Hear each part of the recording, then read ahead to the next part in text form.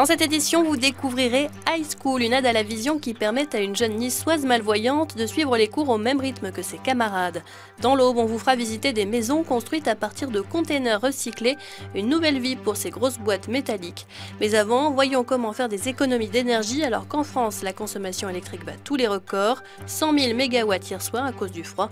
Deux foyers de Loire-Atlantique nous ouvrent les portes de leur maison éco-chauffée. Le thermomètre avait beau afficher moins 6 degrés ce matin dans ce jardin de Sainte-Luce-sur-Loire. Dans le séjour intérieur, c'est un bon 20 degrés qui nous accueille. Pourtant ici, pas de gaspillage d'énergie, bien au contraire.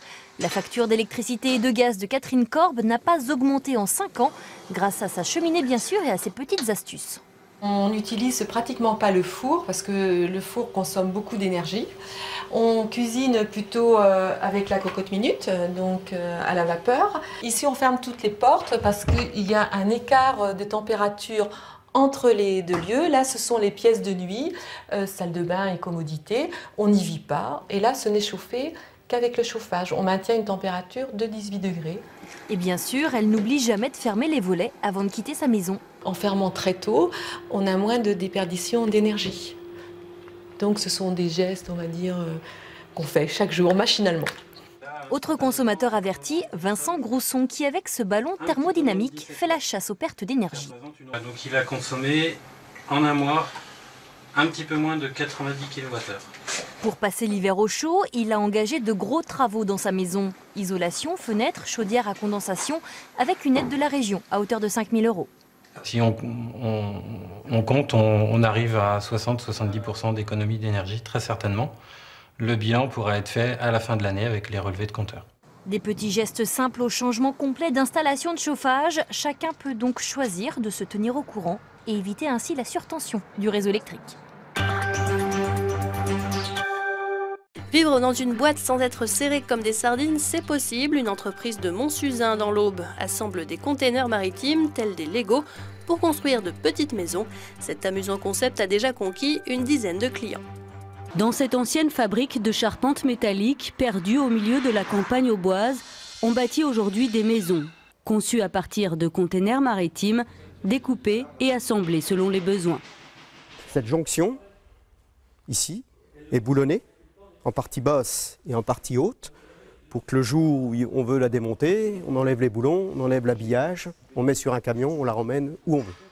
Il s'agit là d'une habitation légère de loisirs qui sera livrée dans un camping en Bretagne dans les prochains jours.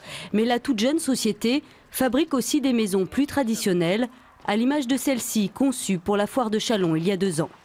Vous êtes dans une maison qui est à base de 2 containers iCube, 40 iCube, 40 pieds, qui font 2 x 12 mètres. Donc la surface globale de cette maison fait 55 mètres carrés.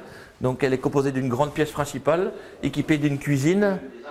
Et ensuite on rentre dans la chambre, donc une chambre équipée avec la douche à italienne. Ce qui est important, c'est que nous on travaille sur un produit de haut de gamme, c'est-à-dire bien isolé. Donc on ne cherche pas le pas cher, on cherche un très bon rapport qualité-prix. Cet architecte parisien travaille sur le projet d'une maison individuelle en Seine-et-Marne. Il est séduit par le concept. En cloison, on a vraiment réduit de façon à avoir une grande cuisine. Je pense qu'il y a quelque chose d'assez plaisant dans la modularité du projet en fait. On peut vraiment s'amuser, bouger, même au niveau des extensions. C'est peut-être une maison qui va évoluer dans 2-3 ans. Peut-être enlever un bout de bardage, reconnecter un nouveau container, le ramener, le poser. Une fois qu'on a le processus, après je pense que ça peut aller assez vite. Ouais. Habitation principale ou maison de vacances, dépendance ou agrandissement, la société auboise a moins de 2 ans d'existence et travaille déjà sur une dizaine de commandes. La ministre de l'écologie Nathalie Kosciusko-Morizet a présenté hier 62 projets pour la biodiversité. L'un d'entre eux concerne le marais du Viguera en Camargue où l'on travaille à la préservation de certaines espèces d'insectes et où l'on veut créer des mares temporaires. Un marais, vous trouvez ça beau, il y a des oiseaux, mais il n'y a pas que ça. Le marais, il est pur l'eau. S'il n'y a pas de marais, il va falloir mettre en place dans certains cas des stations d'épuration. Ça va coûter très cher. D'autres projets permettront par exemple aux batraciens, aux loutres et aux visons de traverser les routes sans se faire écraser. L'État va soutenir ces 62 initiatives à hauteur de 10 millions d'euros. On termine avec cette innovation en milieu scolaire. À Nice, une élève de CE1 malvoyante bénéficie d'une aide à la vision appelée iSchool. Ce dispositif capte ce qu'écrit le professeur au tableau et le restitue en gros caractères sur un écran d'ordinateur. Dans cette classe comme ailleurs, le professeur écrit les consignes d'un exercice au tableau.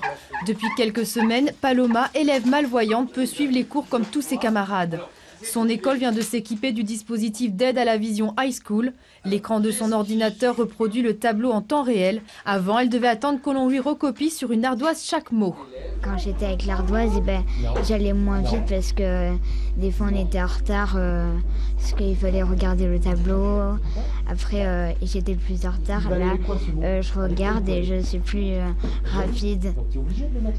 Un dispositif qui évite l'exclusion et qui facilite les conditions de travail des camarades de Paloma. C'était un petit peu plus long. Pourquoi? Parce qu'il passait beaucoup de temps, puis quand les élèves n'avaient pas compris, ils n'avaient pas le temps de faire parce que le maître était trop occupé avec Paloma. En fait, maintenant, c'est mieux parce qu'elle va plus vite, mais avant, elle allait moins vite. Parfois, elle signait première, comme elle a fait aujourd'hui. Le principe est simple, une barre accrochée au tableau capte les mouvements de la main du professeur qui écrit, puis les retranscrit sur un écran d'ordinateur. Un dispositif facile à mettre en place, aucune contrainte pour le professeur. L'élève travaille sur le même support que ses camarades. Elle a la vision du tableau comme ses camarades. Donc elle travaille en même temps qu'eux et c'est vraiment pour elle un gain d'autonomie et surtout de motivation, je pense. Le dispositif iSchool est voué à s'étendre. Dans les Alpes-Maritimes, 5 élèves vont prochainement bénéficier de cette nouvelle technologie. Le 12-13 continue avec l'édition nationale.